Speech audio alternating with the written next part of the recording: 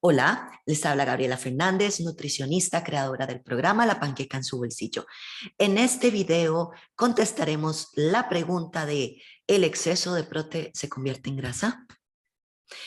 Primero, un poquito de contexto. Debemos comprender que la proteína se compone de aminoácidos, que es como decir los bloques, ¿verdad? Y estos bloques tienen una estructura específica. Y es importante porque dependiendo de la estructura es que vamos a tener tres maneras diferentes que puede suceder que el aminoácido o tres caminos diferentes que el aminoácido tome para llegar a convertirse en grasa. Entonces, primero que todo, la estructura básica de un aminoácido. Pensemos que es como un Lego o un rompecabezas que se compone de diferentes piezas. El primero es el grupo carboxilo, que lo vemos acá. Ese es igual para todos, un tema estructural. El segundo, molécula de carbón, que es igual para todos. Una molécula de hidrógeno, que también es igual para todos. Para efectos de este video es mantequilla.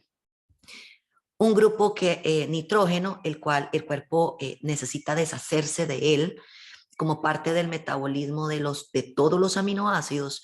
Se necesita eliminar este grupo nitrógeno que se convierte en amonia y posteriormente el cuerpo lo elimina en forma de urea vía orina.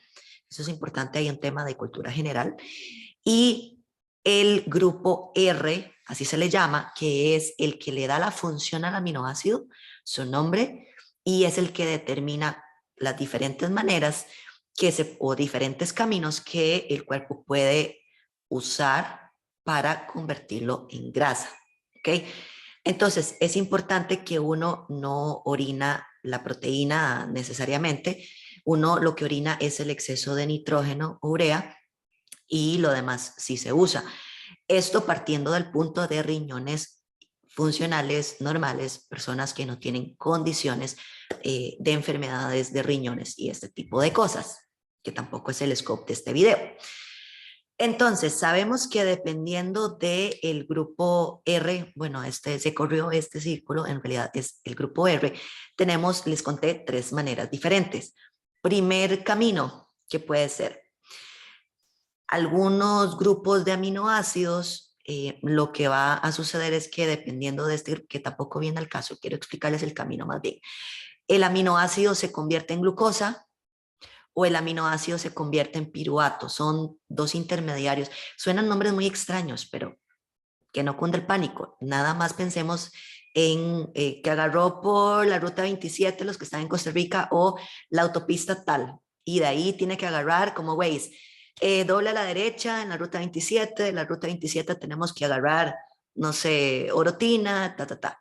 Entonces, con esto es exactamente lo mismo. Yo les voy a dar un montón de nombres raros, pero son vías metabólicas o intermediarios metabólicos que lo que nos va explicando es cuál es el camino que tiene que llegar o al que tiene que pasar para llegar.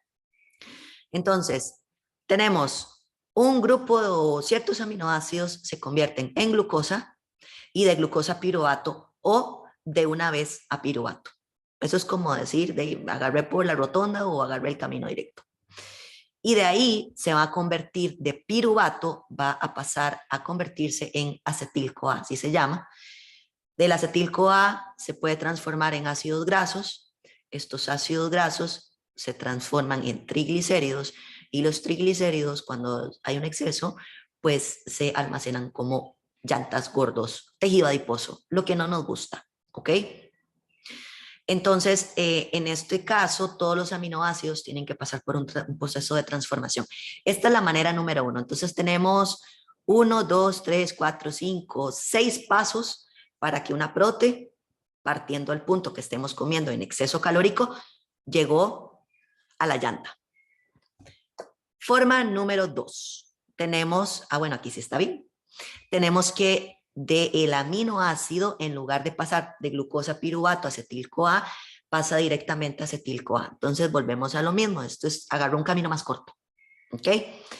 De acetil-CoA, lo que ya sabemos, ácidos grasos, triglicéridos y gorditos. Ya les digo, el camino que agarre cada uno va a depender no mentira, aquí no está bien, es el R, del grupo R, el que esté el aminoácido específico en el que estemos conversando.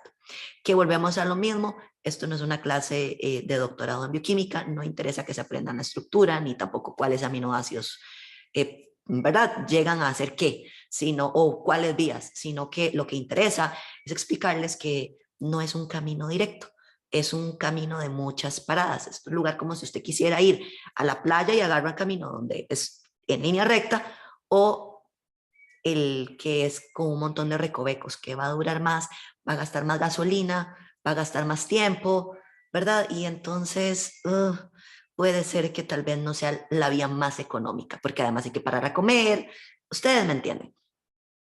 Entonces, esta es la forma número 2, un poquitico más corta, pero tenemos 1, 2, 3, 4 pasos en lugar de 6.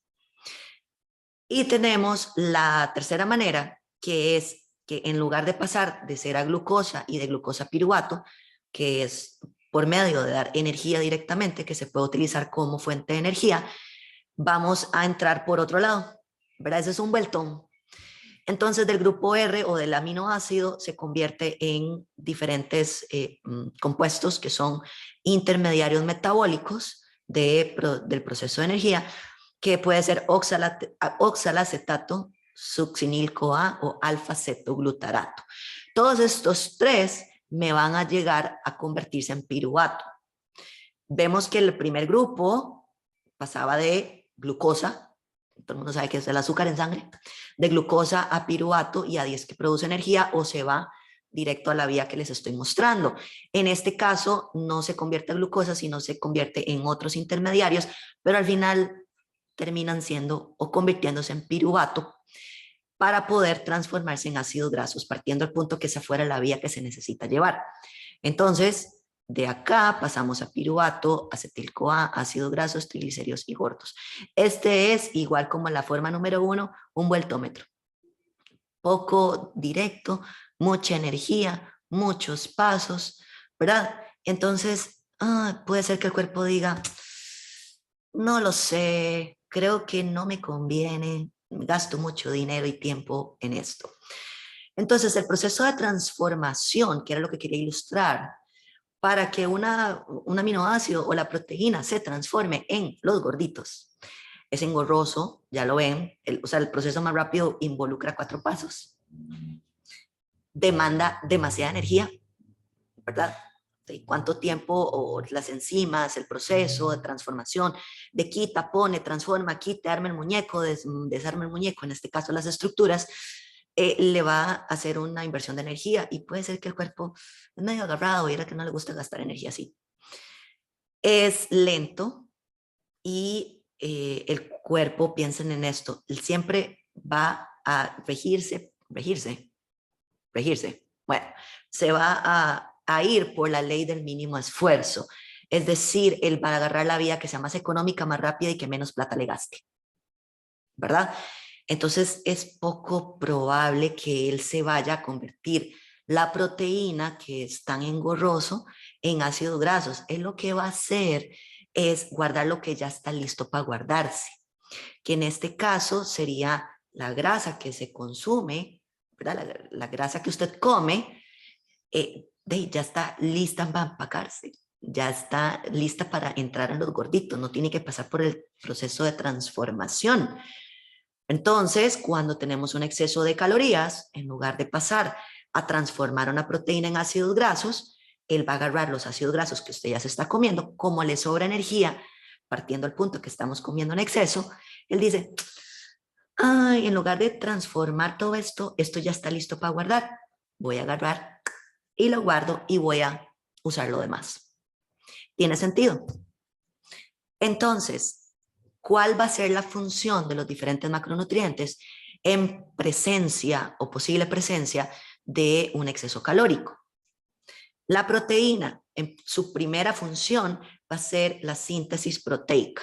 Si estamos hablando de que la síntesis proteica se da en célula muscular porque yo estoy haciendo pesas, eso se va a traducir en músculos más grandes. Todo bien. Y el sobrante en producción de energía. Como lo vimos en el primer grupo de aminoácidos que se convierte en glucosa, ¿verdad? Azúcar en sangre, piruvato, y el piruvato puede agarrar para transformarse en ácidos grasos, pero como esa es la vía más cara, él dice, si necesito energía, lo voy a usar para ir en fuente de energía. ¿Cómo es o por qué es que la prote se utiliza como fuente de energía? Cuando estamos en déficit calórico, es decir, no nos alcanza la plata, y estamos comiendo más proteína de la necesaria, lo cual está bien, no estoy diciendo que sea malo. Entonces, parte de ese exceso de prote es lo que se transforma en glucosa como si uno comiera arroz. Eso es lo que quiero que quede claro. Pero si hay un exceso de calorías, el cuerpo dice, bueno, pues, ¿verdad? Vamos a agarrar lo que me sobra en energía si es que necesito algo. Luego, los carbohidratos, su primera función es aportar energía. ¿Ok? Ya necesito moverme, eso necesita combustible, es el combustible que yo necesito. ¿Ok? Cuando tenemos un exceso, porque estoy comiendo de más, ¿verdad? Y ojo, es importante hacer la aclaración. Cuando hablo comer de más, no estoy hablando de una fiesta que usted se pegó un día. Estoy hablando de algo consistente en el tiempo. Cuando ya uno ve que los pantalones le están tallando porque, ¿verdad? Estoy abusando de las comilonas todos los fines de semana como por el último mes y medio. Ustedes me entienden. Bien, entonces, cuando comemos lo que tenemos que comer o cuando estamos en déficit energético, es decir, cuando no comemos menos de lo que estamos gastando, entonces los carbohidratos van a ir en función primera de producir energía. Si me hace falta, o más bien, si estoy con un exceso así como que yo diga qué bruto, qué montón comí o qué montón estoy comiendo, entonces lo que sobra se va a la formación de ácidos grasos y triglicéridos, ¿verdad? Eso es importante. Lo que quiero es que sepan por dónde agarra. Las grasas, cuando tenemos un exceso energético, como hay suficiente de todo, no hay que transformarlo, porque las grasas sale muy caro transformarlo en energía. Es más barato transformar un carbohidrato, eso es importante. Ojo el asunto. Es más barato transformar un carbohidrato para producir energía que para producir grasa. Entonces, eso es lo primero que va a usar el cuerpo. Es más barato utilizar la proteína para síntesis proteica que para combustible y muchísimo más barato.